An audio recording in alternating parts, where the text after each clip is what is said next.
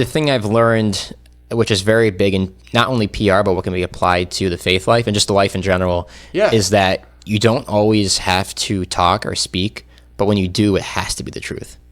You know, and like from a virtuous standpoint, yeah, like when you talk, it has to be truthful. It can't be lying.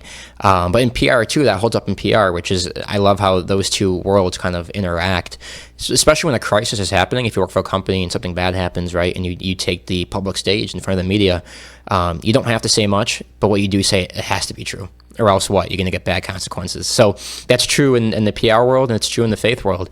You have to say what's true. If you don't, you're going to get bad consequences, right? You're shellacked. Exactly. So I that crossover I found interesting. So that is interesting. Yeah. And how, so to put flesh on that, how would one embody that? Like if PR is about putting yourself out there, how do you kind of like, what I'm hearing you say is like less is more sometimes, right? Like, you don't always have to say something. It reminds me of like the colloquialism, like, right, like God gave you 2 ears and 1 mouth for a reason, right? Like make sure to listen more than you speak. Yeah. But what, like, how does that translate in your field? Oh, well, like I said, usually you're going to bring that up when a crisis happens in that form.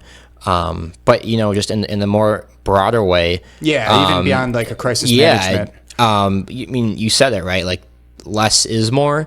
Whether you're trying to advertise your company or you're trying to portray someone you work for, a company you work for, in a positive and broad light, you know, less speaks more when it's the truth. You know, if it's the truth, that's the truth, right? But I've seen a lot of people who just write insanely long, whether it's bylines or title lines or articles, and they're saying a lot, but it means nothing. You know what I mean? Like the mouth keeps moving, but there's no meaning.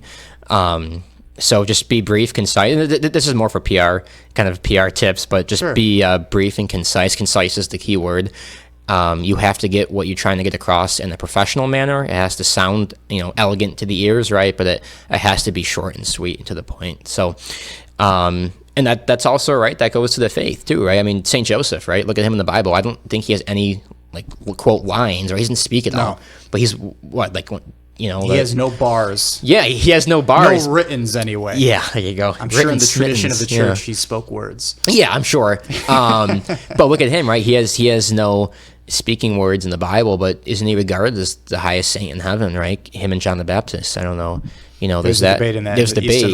Yeah, sure. But that just goes to show, right? In PR, you know, if the greatest saint of all time, debatably, you know, he didn't have to speak, right? So, like, it goes to show, you know, you don't have to say a lot to get what's right across.